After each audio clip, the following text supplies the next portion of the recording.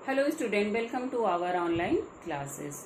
Good morning बच्चों आज हमारा रेसिटेशन का टर्न है, तो हम पढ़ेंगे रेसिटेशन में हमारा 11 चैप्टर था। 11 चैप्टर कामचोर है। कामचोर चैप्टर जहां से हम लोगों ने छोड़ा हुआ था वहीं से आगे कंटिन्यू करते हैं। हम लोगों ने छोड़ा हुआ था इधर यह प्रलय मची थी, उधर बच्चे दूसरे भी लापरवाह नहीं थे। इतनी बड़ी फौज थी जिसे रात का खाना न मिलने की धमकी मिल चुकी थी। वे 4 भैंसों का दूध निकालने पर जुट गए। ये पेज नंबर आप लोगों का है 86 और 87। ठीक है। धुली बेधुली बाल्टी लेकर 8 हाथ 4 थनों पर पिल गए। भैंस एकदम जैसे चारों पैर जोड़कर उठी और बाल्टी को लात मारकर दूर जा खड़ी हुई। तय हुआ कि भैंस की अगाड़ी पिछाड़ी टांगे बांध दी जाएं और फिर काबू में लाकर दूध दूह लिया जाए। बस झूले की रस्सी उतारकर भैंस के पैर बांध दिए गए। पिछले 2 पैर चाचा जी की चारपाई के पायों में बांध अगले 2 पैरों को बांधने की कोशिश जारी थी कि भैंस चौकन्नी हो गई। छूटकर जो भागी तो पहले चाचा जी समझे कि शायद कोई सपना देख रहे हैं। फिर जब चारपाई पानी के ड्रम से टकराई और पानी उछल कर गिरा तो समझे कि आंधी तूफान में फंस गए हैं। साथ में भूचाल भी आया हुआ है। फिर जल्दी ही उन्हें असली बात का पता चल गया और वह पलंग की दोनों पटिया पकड़े बच्चों और भैंसों को सांड की तरह छोड़ देने वालों को बुरा भला सुनाने लगे। यहाँ बड़ा मजा आ रहा था। भैंसें दौड़ी जा रही थी और पीछे पीछे चारपाई और उस पर बिल्कुल राजा इंद्र की तरह बैठे हुए चाचा जी। ओहो, एक भूल हो गई, यानी बछड़ा तो खोला ही नहीं, इसलिए तत्काल बछड़ा भी खोल दिया गया। तीर निशाने पर बैठा और बछड़े की ममता में व्याकुल होकर भैंस ने अपने खुरों को ब्रेक लगा दिया। बछड़ा तत्काल जुट गया। दूहने वाले तुरंत गिलास कटोरे लेकर लपके, क्योंकि बाल्टी तो छपाक से गोबर में जा गिरी थी। एक बछड़ा और 4 बच्चे। भैंस फिर बागी हो गई। कुछ दूध जमीन पर और कपड़ों पर 2-4 धारें गिलास कटोरी पर भी पड़ गईं। बाकी बछड़ा पी गया। यह सब कुछ 1 मिनट के 3/4 में हो गया। घर में तूफान उठ खड़ा हुआ। ऐसा लगता था जैसे सारे घर में मुर्गियां, भेड़ें, टूटे हुए तसले, बाल्टियां, लोटे, कटोरे और बच्चे बिखरे पड़े थे। अम्मा ने सिर पीट लिया। दीदी चौखट पर बैठकर रोने लगी। बड़ी कठिनाई से शांति कायम करके भेड़ें, भैंसें और बच्चे बाहर किए गए। मुर्गियां बाग में हकाई गईं। शोक करती हुई तरकारी वाली के आंसू पोंछे गए और अम्मा आगरा जाने के लिए सामान बांधने लगे। या तो बच्चा राज कायम कर लो या मुझे ही रख लो, नहीं तो मैं चली मायके, अम्मा ने चुनौती दे दी। मुझे बच्चे हैं कि लुटेरने। और अब्बा ने सबको कतार में खड़ा करके पूरी बटालियन का कोर्ट मार्शल कर दिया। अगर किसी बच्चे ने घर की किसी चीज को हाथ लगाया तो बस रात का खाना बंद हो जाएगा। ये लीजिए, इन बुजुर्गों को किसी करवट शांति नहीं।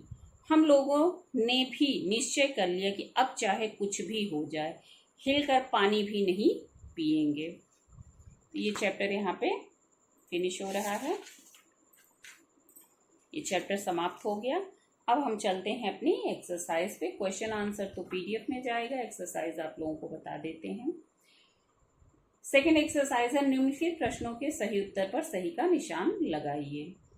पाठ में मोटे मोटे शब्द किनके लिए प्रयुक्त किए गए हैं? बच्चों के लिए किए गए थे। बच्चों को क्या माना जाता है? कामचोर। सारा घर धूल से कैसे भर गया? फर्शी दरी की धूल झाड़ने से या उड़ने से। बानो दीदी क्या कर रही थी? अपने दुपट्टे पर सिलाई कढ़ाई का सजाने का सामान रखकर मुगलानी दीदी को दिखा रही थी। नौकरों ने प्रति बच्चे नहलाने के लिए किस हिसाब से पैसे लिए? 4 आने। किसने किससे कहा? देखो जी, जो काम नहीं करेगा उसे रात का खाना हरगिज नहीं मिलेगा। समझे? माँ ने बच्चों से कहा था। दूसरा है, या तो बच्चा राज कायम कर लो या मुझे ही रख लो, नहीं तो मैं मायके चली। तो ये माँ ने अब्बा से कहा था। तीसरा है, अगर किसी बच्चे ने घर की किसी चीज को हाथ लगाया तो बस रात का खाना बंद हो जाएगा, अब्बा ने बच्चों से कहा था।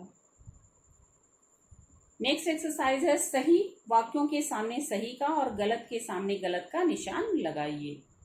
नौकरों को निकालने का फैसला दादा दादी के बीच वाद विवाद के बाद लिया गया। गलत है। कीचड़ में लथपथ बच्चों को नहलाने के लिए घर के नौकरों की संख्या कम पड़ गई। सही है। मुर्गी के मोरी में फिसलने से मोरी का कीचड़ मौसी जी के मुंह पर पड़ा। सही है। दाने के सूप के पीछे भागती भेड़ें तख्त पर चढ़ गईं। उस समय तख्त पर बानो दीदी का दुपट्टा फैला हुआ था। सही है। दूध निकालने की जल्दबाजी में भैंस के 4 थनों पर 4 हाथ पिल गए।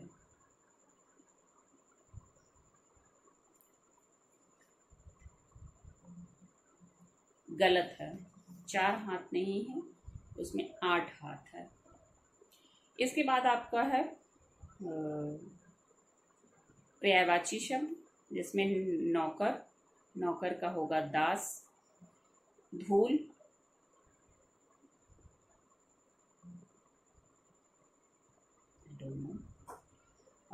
फिर है आंख, नेत्र, नयन, हाथ, हस्त और पानी, दूध का दुग्ध, सेना, बटालियन, कुत्ता को स्वांग कहा जाता है। विलोम शब्द लिखिए। युद्ध का शांति, निश्चय अनिश्चय, मुक्त का कैद, महल का कुटिया, कठिन का आसान और शांति का युद्ध। तो ये आप लोगों की एक्सरसाइज हो गई। आपका ये चैप्टर फिनिश हो गया। अब हम चलेंगे अपने नेक्स्ट और लास्ट चैप्टर पे, जो कि अगले वीडियो में। Okay, thank you.